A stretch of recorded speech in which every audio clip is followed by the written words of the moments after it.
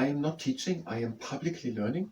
But hi and welcome to Learning from the Life in the UK test part 44, Queen Elizabeth I, that is on page 24, while doing a bit leg stability training. And if you participate in the leg stability training, that is at your own risk. So Queen Elizabeth I, we know some things about her. She was born as Elizabeth, and she was the second child of Henry VIII, while she was the third child of King Henry VIII, who made it on the throne. He has not written why, but again, that is because she is the second-born daughter of, and she was the queen after the firstborn daughter of King Henry VIII, and both, even though were earlier born when Edward VI, because they were female, they had to wait. So, Elizabeth was the child of Anne Boleyn and King Henry VIII. All three children of Henry VIII made it on the throne. King Henry VIII had 3 children with 6 wives, and he had the children with his first 3 wives. So his first wife, Catherine of Aragon, the first child, Mary. Then he had Anne Boleyn, the child, Elizabeth. And then we had Jane Seymour, and she had Edward VI. I wanted to make sure how that all ended. So Jane Seymour died shortly after birth. Anne Boleyn, we had one daughter, Anne Boleyn, that was one daughter. Anne Boleyn was accused of having lovers, and she was unpopular, and she was executed. And Catherine of Aragon was it, who had multiple children with Henry VIII, but only Mary survived. Queen Elizabeth I. Now to that the first thing, also with King Edward I too in 1284 made the Statutes of Rutland and declared in them that Wales was a part of England. I guess that is always known only afterwards, after a second person had become with the name second or third or fourth.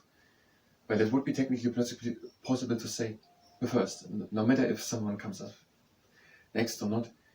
But I'm saying that because I'm wondering if she was referred during her lifetime as Queen Elizabeth or Queen Elizabeth I. But I don't think that is really important. No? So here we have a picture of Queen Elizabeth, now from our perspective referred to with Queen Elizabeth I. Elizabeth I was the younger daughter of Henry VIII. He had an older daughter, Mary. What was about Mary? Mary also died after a short reign. We know that Edward reigned for 6 years, when he was 9 years old until 15 years old. And Mary died after a short reign. So the half-sister of Edward also died pretty fast. And then Elizabeth had got onto the throne. Queen Elizabeth I was a Protestant. Now we know that the half-sister of Elizabeth I was a devout Catholic, and she was persecuting Protestants. And therefore she had the nickname Bloody Mary. We are having the legs standing wide apart, and we're breathing in and going down. And out. Again in. And out. Again in. And out. And let's do a last round. Breathe in.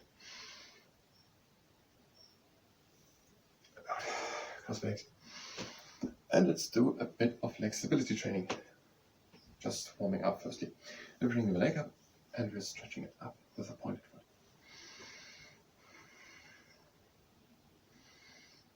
And now we're bringing the leg back, and don't go into anterior pelvic tilt, have a neutral position in the spine, so we're actually stretching the quads. And the other leg in front, point the foot, try to have a stance there. And we're bringing the leg back, try to have the neutral position in the spine to actually stretch the quads.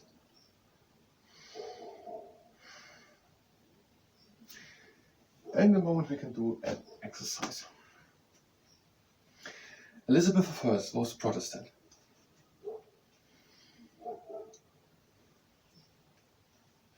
She re-established the Church of England as the official church in England.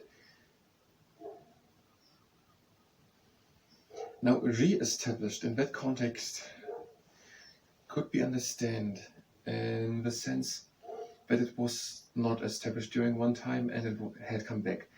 I understand it more in the context that it was strengthened. It was renewed stringent.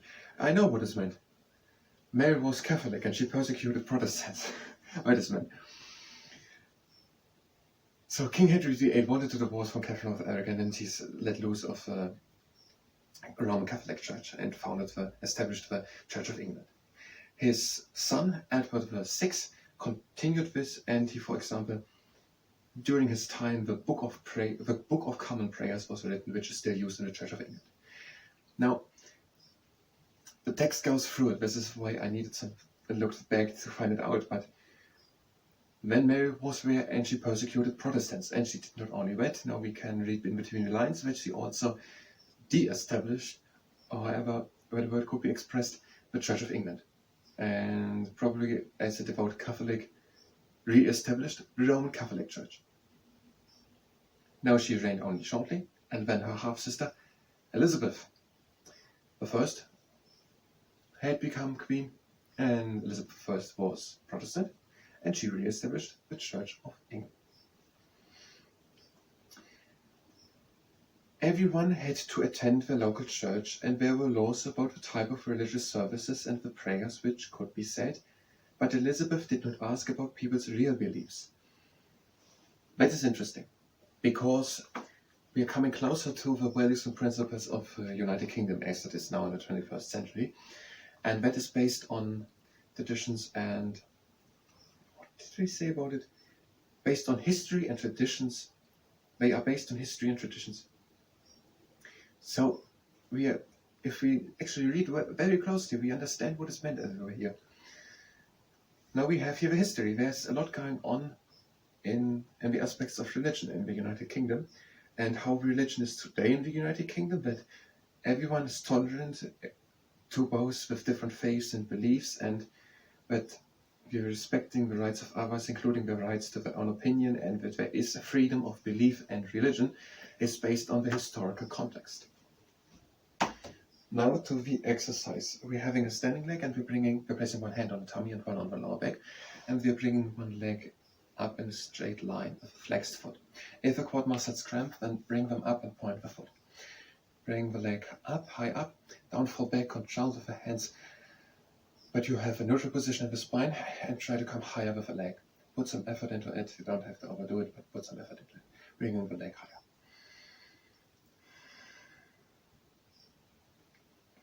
And a little more.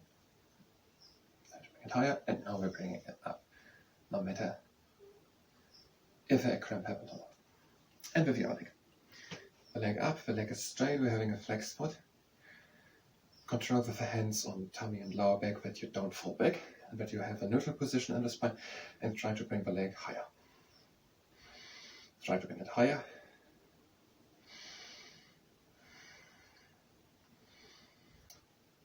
And we're bringing it up. King Henry VIII established the Church of England. After King Henry VIII with 6 wives, Edward VI was king. And he strengthened the church, let's say that, because during his time the Book of Common Prayer was written. And Mary I was queen, so the reigning monarch, and she was Catholic. No, she was not. I'm mixing something up. There was something else. No, there were 3. Edward was the first. Yes, there were 3. Edward was the first. Then there were 2 daughters. So Edward was the first. Then we have in the middle Mary, the Bloody Mary, who was Catholic and persecuted Protestants. And then we have again Protestant Elizabeth I. That is the order. And Elizabeth I re-established the Church of England. Let's do the exercise while we continue. The toes are pointing to the outside. We're having the heel on the ground with the other leg, and lifting the heel off the ground and placing it again on the ground. So, during the time of Elizabeth I, a Protestant, everyone had to attend the local church, and there were laws about the type of religious services and prayers which could be said. So here was said by Elizabeth I how people should pray and how the religious services should be held, and everyone had to attend the local churches. But Elizabeth did not ask about people's real beliefs. Now, This is something vaguely expressed about something which is probably by Elizabeth I done very intentionally vaguely. Now there's a large room of interpretations we can draw from that, from just one sentence, and it's not even a sentence, it's just after a comma, 7 or 8 words or something like that. It are 8 words. Elizabeth did not ask about people's real beliefs. Now there's so much room for interpretation. But let's take one story and say that. Okay, let's first read the next 2 sentences, when our story, which we're going to take from that, will be a bit more accurate. She succeeded in finding a balance between the views of Catholics and the more extreme Protestants. I guess we mean with more extreme Protestants, not that Protestants were more extreme, but there were Protestants who were more extreme. It's a little but very important difference in real life, maybe not for the test. Last exercise. Having a standing leg and the other leg is in the air with a flexed foot, and we're bringing the leg back while we're trying to have a stable stand with a standing leg. The upper part of the body goes down in a straight line, and we're trying to have a tall standing leg to bring the pressure onto the biceps femoris, which is one of the hamstring muscles.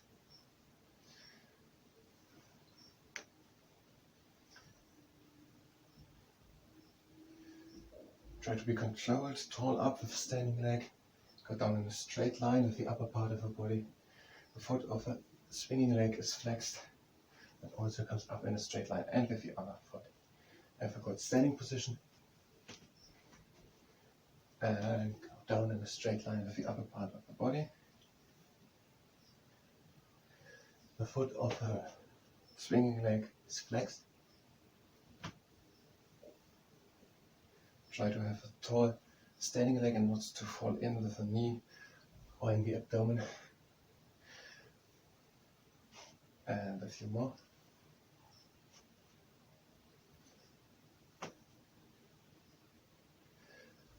Last 2. And we're doing the closing exercise. We're breathing in. And out. Again in. And out. Last round in. And out. Now close the legs. And we're done with our leg stability training. A little left. She succeeded in finding a balance between the views of Catholics and the more extreme Protestants. In this way, she avoided any serious religious conflict within England. So there was a serious religious conflict, especially in France. But because Queen Elizabeth I could find a balance between the Catholic and the Protestant views, and even though everyone had to attend prayer, and she said in what way that prayer and the sermon should be held, no one was asked if there were no really Protestants or Catholic. They just had to be there, but they weren't asked in specific.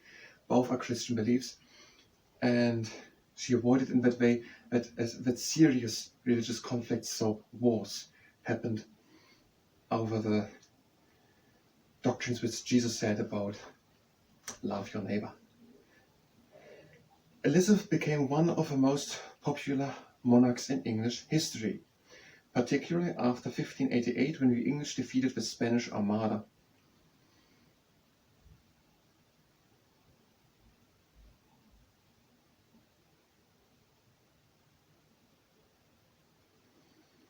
A large fleet of ships which had been sent by Spain to conquer England and restore Catholicism.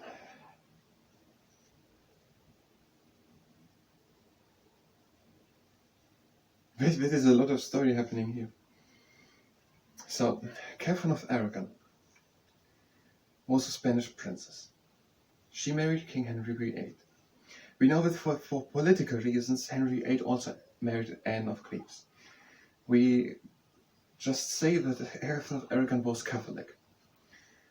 Now, her daughter Mary was also Catholic, Bloody Mary, and she went after Protestants. But Mary died, and now Elizabeth, a Protestant, became reigning monarch, and Queen Elizabeth I find a middle way between Catholicism and Protestantism. And the Spanish sent out the Spanish Armada, which was defeated by the British ships. And the Spanish Armada was sent out to restore Catholicism and conquer England. That's the story. I don't have time left. I thank you very much. Until the next part, and until next time.